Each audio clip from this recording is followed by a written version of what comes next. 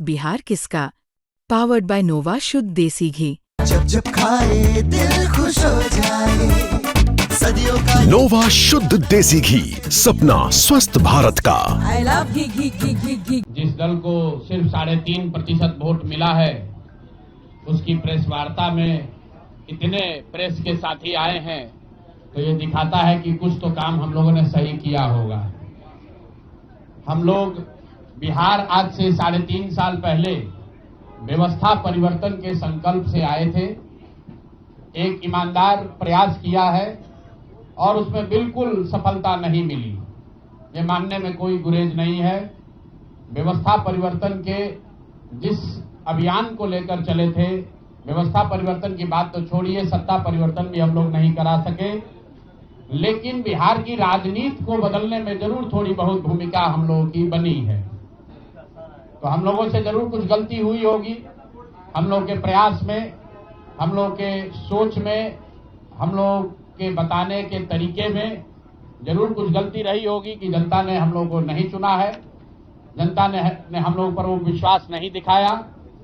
तो उसकी जिम्मेवारी जो है वो पूर्णतः मेरी है, प्रशांत किशोर की है, और वो जिम्मेवारी मैं 100% अपने ऊपर लेता हूं कि मैं बिहार की जनता को, अपने साथियों को, इस व्यवस्था से जुड़े हुए लोगों को, जिस प्रयास से हम लोग जुड़े थे, जिस प्रयास को करना चाहते थे, उससे उनका विश्वास उस पर मैं नहीं जीत पाया।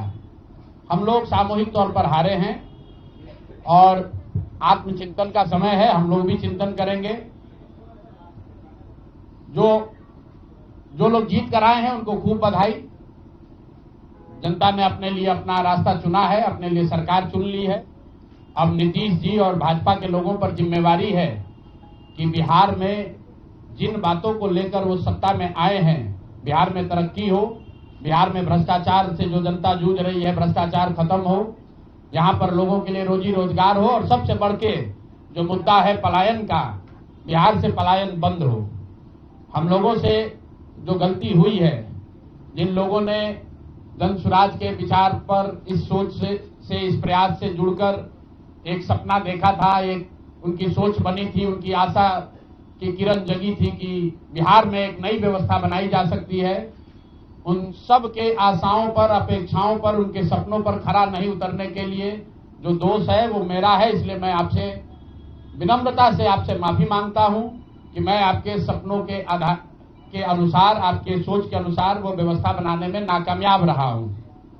और प्रायश्चित के तौर पर मैं आज से 2 दिन के बाद 20 तारीख को गांधी वितिहरवा आश्रम में जो रास्ता गांधी जी ने बताया है, मैं अपने लोगों को, बिहार के लोगों को ये नहीं समझा पाया कि किस बात पर उनको वोट देना चाहिए, क्यों उनको नई व्यवस्था बनानी चाहिए। तो प्रायश्चित के तौर पर मैं अपने से वितिहरवा आश्रम में 1 दिन का उपवास, मौन उपवास रखूंगा। जो भी जन स्वराज के साथी हैं वो जहां पर हैं वहां, अगर वो समझते हैं कि हम लोग के प्रयास में, सोच में जो कमी रह गई, उसको सुधार के लिए प्रायश्चित के तौर पर हम लोग 1 दिन का सामूहिक उपवास रखेंगे। मैं खुद वितिहरवा, गांधी आश्रम वितिहरवा में रहूंगा, 24 घंटे का एक उपवास रखेंगे।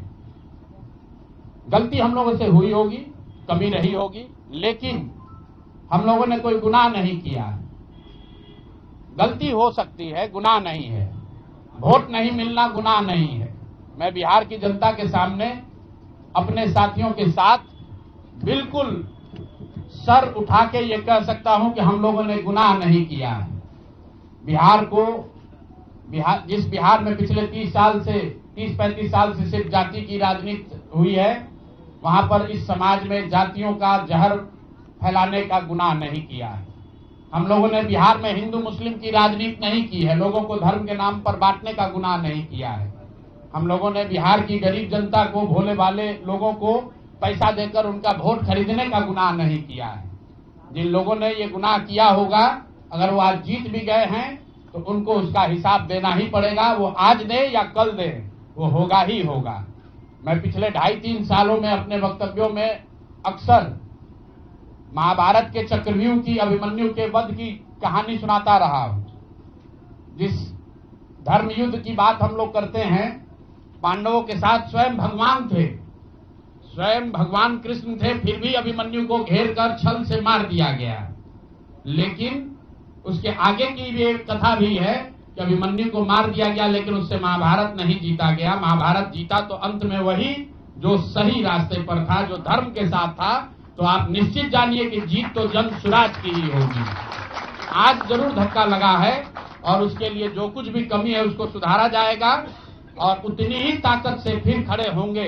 अगर आप ये कुछ लोग ये सोच रहे हैं कि मैं बिहार छोड़ दूंगा, तो आपका ये भ्रम है। अंग्रेजी में एक फ्रेज है, you are not defeated till you quit. जब तक आप छोड़ेंगे नहीं तब तक आप हार नहीं सकते हैं। तो प्रशांत किशोर की और जन सुराज में मेरे साथ जुड़े हुए साथियों की बिहार सुधारने की जो जिद है, उस जिद के सामने दूसरा कुछ भी इस जीवन में नहीं है। उस जिद से पीछे हटने वाले नहीं है। पूरी ताकत से, पूरी ईमानदारी से। लोग कह रहे हैं कि मैंने 3-3.5 साल में बहुत मेहनत किया है। तो जितनी मेहनत करते हुए आपने मुझे 3 साल में देखा है, उससे दुगनी मेहनत करेंगे और पूरी ताकत से लगेंगे। पीछे हटने का सवाल नहीं है। जब तक बिहार को सुधारने के अपने संकल्प को पूरा न कर लें, तब तक पीछे हटने का कोई सवाल ही नहीं है। अब चुनाव के परिणामों को लेकर जो बात है, उस पर बहुत विवेचना हो रही है। आपने भी कहा, बड़े बड़े विशेषज्ञ आकलन कर रहे हैं। कोई बता रहा है कि पैसे से जीत लिया गया, कोई बता रहा है कि लालू जी के डर से ध्रुवीकरण हुआ इसलिए जीता गया। कुछ लोग बता रहे हैं कि जातियों की बात अभी पूरी तरह खत्म नहीं हुई। मैं यहां चुनाव के विश्लेषण के लिए नहीं बैठा हूं, लेकिन एक बात तो बिल्कुल स्पष्ट है कि पहली बार स्वतंत्र भारत के इतिहास में और खासकर बिहार में पहली बार ऐसा हुआ है कि कोई चुनाव जिसमें सरकार ने करीब करीब 40,000 करोड़ रुपया जनता के पैसे को खर्च करने का वादा किया है।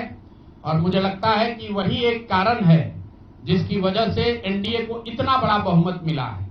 मैं सिर्फ आपके ध्यान में लाना चाहता हूं कि 10,000 रुपए की बड़ी चर्चा हो रही है। लोग बता रहे हैं कि 10,000 पर लोगों ने वोट बेच दिया। बिल्कुल नहीं है, ये बात सही नहीं है।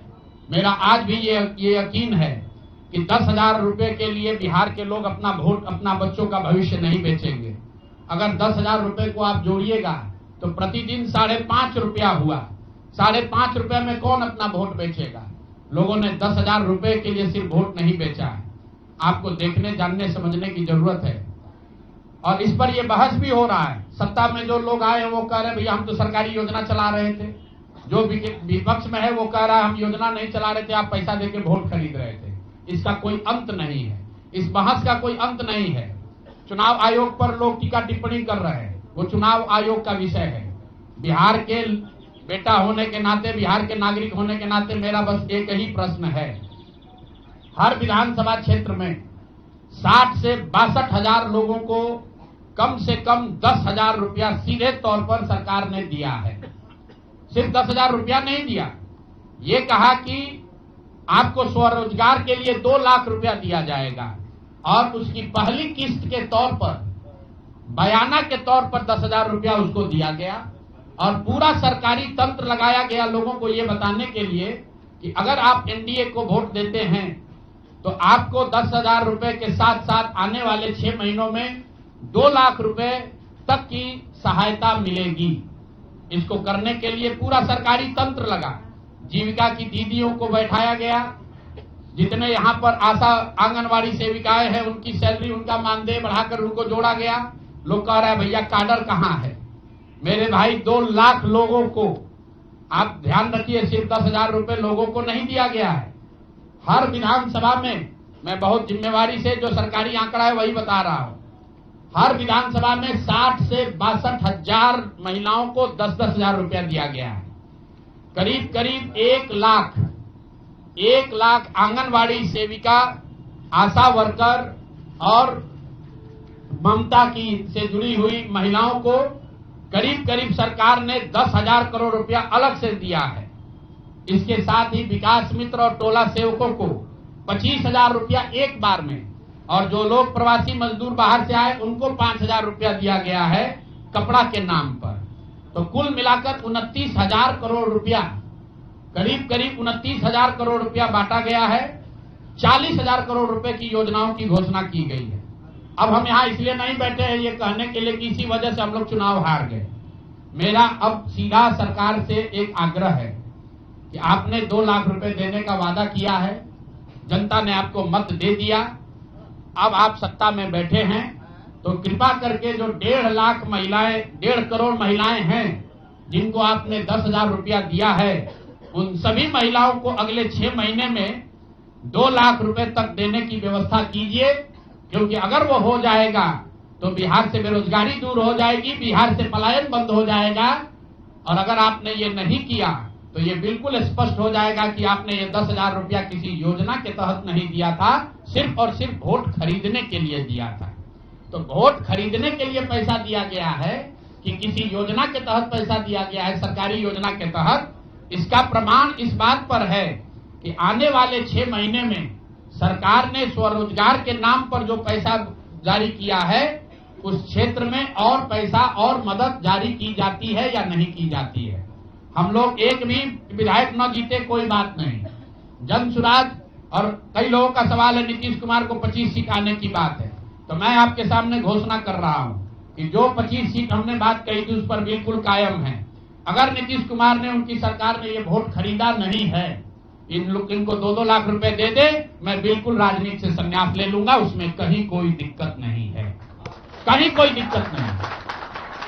बिहार के 1.5 करोड़ लोगों को 2-2 लाख रुपया नीतीश कुमार दिलवा दे, मैं मान लूंगा कि हमारे आकलन में गलती थी, हमारी गलती थी। और हमारे आकलन की बात छोड़िए, अगर बिहार से बेरोजगारी दूर हो जाए, पलायन बंद हो जाए, 1.5 करोड़ परिवार, टोटल 2.5 करोड़ परिवार में अगर 1.5 करोड़ परिवार की गरीबी दूर हो जाए, तो प्रशांत किशोर को विधायक बनने की, राजनीति करने की कोई जरूरत नहीं है, हम दूसरा काम कर सकते हैं। तो आपका अगर ये सवाल है कि 25 सीट की बात है, बिल्कुल 25 सीट से ज्यादा नीतीश कुमार को ना आना चाहिए था, ना आता। एक ही फैक्टर है, ये पैसा बांटकर जो वोट आपने खरीदा है, खरीदने का आप पर इल्जाम है। तो इसको आप इतने 20 साल से आप मुख्यमंत्री हैं, तो आप इस इल्जाम को धो दीजिए। अगले 6 महीने में 1.5 करोड़ लोगों को, 1.5 करोड़ परिवार को स्वरोजगार की व्यवस्था कर दीजिए। और अगर नहीं कीजिएगा तो हम लोग यहीं पर हैं। मैं आपके सामने एक नंबर जारी कर रहा हूं, मेरा अपना व्यक्तिगत ऑफिस का 91-216, 91-216। जितने लोग हैं जिनको भी 10,000 रुपया का बयाना नीतीश कुमार सरकार ने, अधिकारियों ने, जीविका की दीदियों के माध्यम से दिया है, इस आश्वासन के साथ कि अगर आप नीतीश कुमार को, एनडीए को वोट देंगे तो आपको 2 लाख रुपया 6 महीना में मिलेगा। तो मेरे भाई, अब समय चालू हो गया, आप आ गए हैं सत्ता में और हम लोग आराम से बैठे हुए हैं बिहार में। हर वो महिला, हर वो परिवार जिसको 2 लाख रुपया नहीं मिलता है, आप प्रशांत किशोर से संपर्क कीजिए, आप जन सुराज से संपर्क कीजिए। अब सलाह का समय खत्म हुआ, अब संघर्ष का समय शुरू होगा। हमने 3.5 साल लोगों को सलाह दिया है, हमने 3.5 साल लोगों को जाकर घर घर हाथ जोड़ा है, कभी वोट नहीं मांगा, लोगों को यही कहा कि अपने बच्चों के लिए वोट दो, अच्छे लोगों को जिताओ। लोगों ने अपने हिसाब से अच्छे लोगों को जिताया है। जिन मुद्दों पर जिताया है उसका मैं स्वागत करता हूं कि स्वरोजगार ही सबसे ज्यादा जरूरी है। उसका वादा एनडीए की सरकार ने किया है, नीतीश कुमार ने किया है, और 10-10 हजार रुपया बानगी के तौर पर, एडवांस के तौर पर उन महिलाओं को दिया है। तो अब अगले 6 महीना में उन सभी महिलाओं को, उन सभी परिवारों को नीतीश कुमार की सरकार स्वरोजगार का अवसर दे, उनको 2 लाख रुपए की मदद दे, ताकि वो 1.5 करोड़ परिवार के लोग बेरोजगारी से बाहर निकल सके, गरीबी खत्म कर सके और उनके बच्चे गुजरात में, तमिलनाडु में जाकर मजदूरी न करें।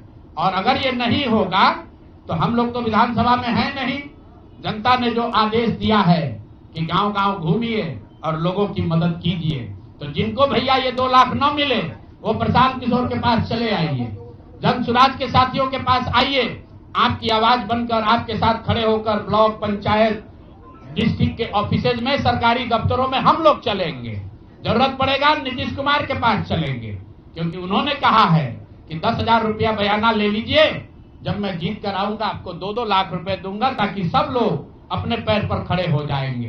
तो जन सुराज के लोग अब ब्लॉक में, और जिन लोगों ने, आपने सुना होगा सहारा में लोगों को कहा गया पैसा डबल हो जाएगा, सहारा के जिन लोगों ने एजेंट बनकर, समाज के कई लोगों ने सहारा में पैसा जमा कराया, सहारा वाले भाग गए तो लोग एजेंट को खोज रहे हैं।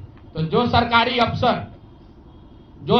अफसर नेतागिरी कर जिन लोगों ने किया है, सरकार की ओर से आश्वासन दिया है कि हम लोग आपको रोजगार देंगे, 2 लाख रुपया देंगे, जो जिन जीविका की दीदियों ने एक एक महिला को जाकर समझाया है, बूथ पर बैठकर वोट दिलवाया है, सिंबल सिखाया है, क्रमांक संख्या बताया है, वो जीविका की दीदियों की जिम्मेवारी है कि जिनको आपने ये काम कराया है, जिनके बच्चों का भविष्य आपने 10,000 रुपया में आपने सौदा कराया है, उनको पैसा मिले।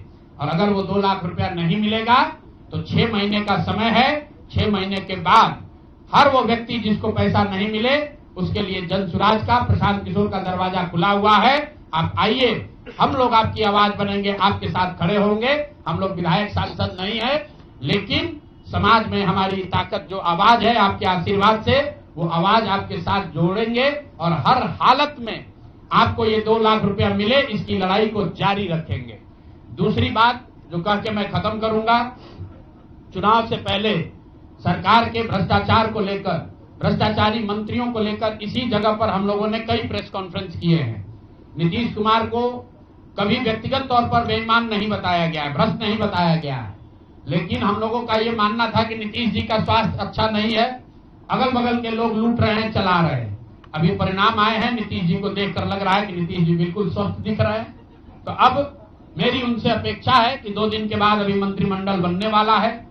कल प्रधानमंत्री जी ने भी कहा है कि बहुत बड़ी जिम्मेवारी है, हम लोग इलेक्शन मोड में नहीं, इमोशनल मोड में हैं।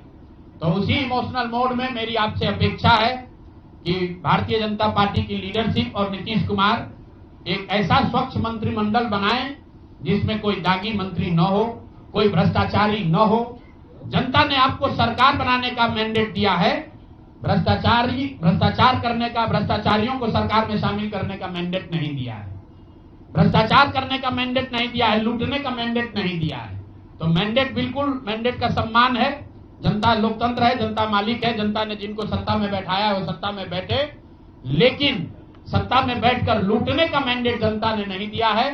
तो मेरी अपेक्षा है कि नीतीश जी, माननीय प्रधानमंत्री मोदी जी, अमित शाह जी, जिन्होंने बिहार की जनता को ये बताया है कि हम आपका विकास करेंगे, आपके बच्चे अब गुजरात नहीं जाएंगे मजदूरी करने, तो भाई अब आपकी जिम्मेवारी है ऐसा मंत्रिमंडल बनाइए ताकि बिहार के लोगों का पलायन बंद हो, यहाँ से बेरोजगारी खत्म हो, और जो पिछले 5 साल से लोग भ्रष्टाचार से जूझ रहे हैं वो आगे भ्रष्टाचार न हो। मेरी बात यहाँ खत्म हुई। अब आपके जो सवाल हैं वो आप सवाल कर सकते हैं। बहुत बहुत धन्यवाद।